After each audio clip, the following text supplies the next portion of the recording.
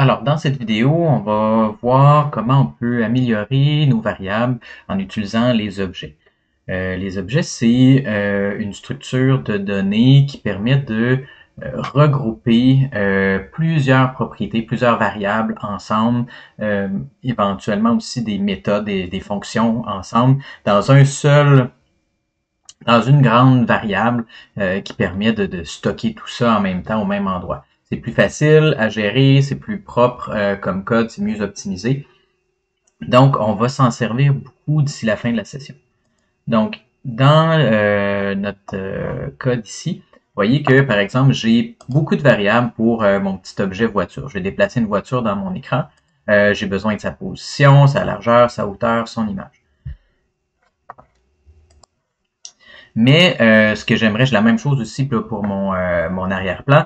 Ça commence à être un petit peu lourd, puis comment je fais pour me souvenir de j'ai mis quel nom de variable, etc. Donc, ce qu'on peut faire, c'est on va remplacer par une seule variable qui va contenir tout. Puis, je vais enlever ça ici. Aux voitures. Donc, c'est l'objet voiture qui va tout contenir. Pour ça qu'on a mis le petit O devant. Puis, pour faire des objets, on va utiliser les accolades seulement. Fait que les accolades, ça va permettre de dire, OK, voici les propriétés à l'intérieur. Je pourrais dire x 2.0, virgule. Chaque propriété doit être séparée. Donc ça, c'est le nom de la propriété qui est à gauche. Deux points, on met l'information. C'est comme une propriété. Une propriété, c'est comme une variable qui appartient à cet objet-là, qui est disponible uniquement dans cet objet-là. Ensuite, y2.0, virgule. C'est important de séparer chaque propriété par des virgules parce que ça ne fonctionnera pas sinon. Largeur, on a dit 50, 50. Hauteur, 30. Puis, même chose pour l'image. Image, 2.new. Image.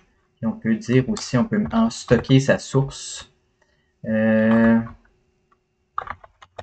Cette image. Oups, IMG, j'ai mis ici. Non, image. C'est fait une faute plus haut. Image. Voiture.png. Même si je suis capable d'écrire. PNG. Bon, voilà. Donc, dans le fond, j'ai tout regroupé. Puis l'idée, c'est que tous mes objets, par exemple mes ennemis ou mes éléments de jeu, vont tous avoir la même structure. Donc, je vais toujours utiliser X, Y, largeur, hauteur. Donc, c'est plus facile à gérer que je pourrais avoir un objet ennemi, ennemi.x, ennemi.y, ennemi.largeur, ennemi.hauteur. Si je veux accéder à cette information-là qui est ici, je vais utiliser le point comme on a fait avec console.log, avec map.random. Le point sert à accéder aux propriétés d'un objet. Tout est un objet en JavaScript. Donc, par exemple, je pourrais dire au voiture.x.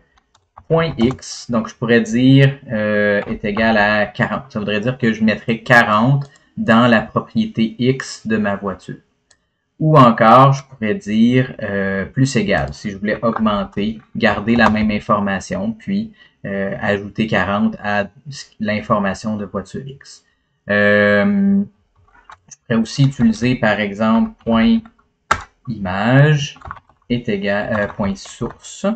La source, voyons, source SRC est égale à au voiture. .src. Ça veut dire que je vais prendre l'information qui est là ici, je vais la remplacer ici, puis je vais la mettre dans la source de mon image. Comme on avait fait ici, sauf que là, je le fais en une étape de plus ici. Donc ça, j'en ai plus besoin. On va faire la même chose pour l'arrière-plan. Comme ça, vous allez voir que c'est à peu près similaire. Let o background est égal à un objet. Donc, accolade, accolade. X, je vais mettre 0, virgule, Y 2.0, largeur 800, ou je pourrais dire au canva.width, puis hauteur au canva.height. Comme ça, puis il me manque ma virgule. Vous voyez, j'avais une petite erreur quand je n'avais pas séparé avec mes virgules. Je vais dire son image, new, image. Encore une fois, il me manque mes virgules avant. Puis src. Comment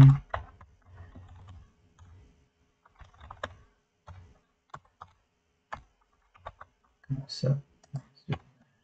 J'arrête d'oublier mes virgules. Ce qui pourrait être intéressant, c'est que là, ça me permettrait maintenant de stocker plusieurs sortes de sources. Par exemple, si j'ai plusieurs arrière-plans, je pourrais choisir la route, puis je pourrais avoir une source pour une autre image qui serait, par exemple, je sais pas moi, la campagne. Puis je pourrais changer mes chemins pour deux images différentes. Campagne. Comme ça. Puis éventuellement, dans mon jeu, je pourrais remplacer la source de mon image par une autre source directement là, dans mon jeu. Fait que, je pourrais stocker aussi des sons. Je pourrais dire, je pourrais me faire un objet musique.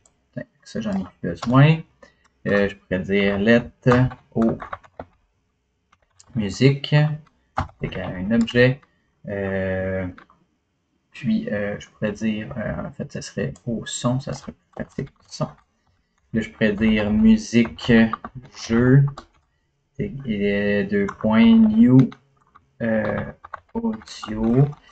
Les audios, ce qui est avantageux, c'est qu'on peut, passer le chemin directement. Ça m'éviterait d'utiliser cette ligne-là. Les images, on ne peut pas le faire en JavaScript, malheureusement. Set/audio. Puis là, vous mettez votre fichier de musique principale. Fait que mettons RAM musical. MP3. Puis là, vous pourriez mettre stocker tous vos sons comme ça. Son, frein. Là, je mettrais deux points. New audio. Là, je mettrais set. Puis évidemment, il faut que vous ayez ces sons-là dans votre dossier. Là. Frein.wait. Fait que là, vous les stockez comme ça. Puis après, dans mon jeu, je pourrais venir utiliser au son. Point. Là, je vais chercher celui qui m'intéresse. Son frein. Point. Donc, c'est comme une variable à l'intérieur d'une autre variable. Fait que ça me permet de stocker tout au même endroit. C'est plus propre. Je pourrais dire, je pourrais récupérer la position du background, sa hauteur, sa largeur. C'est toujours stocké au même endroit. Fait que c'est beaucoup plus facile à lire aussi. Donc, ça permet de faire des blocs d'informations.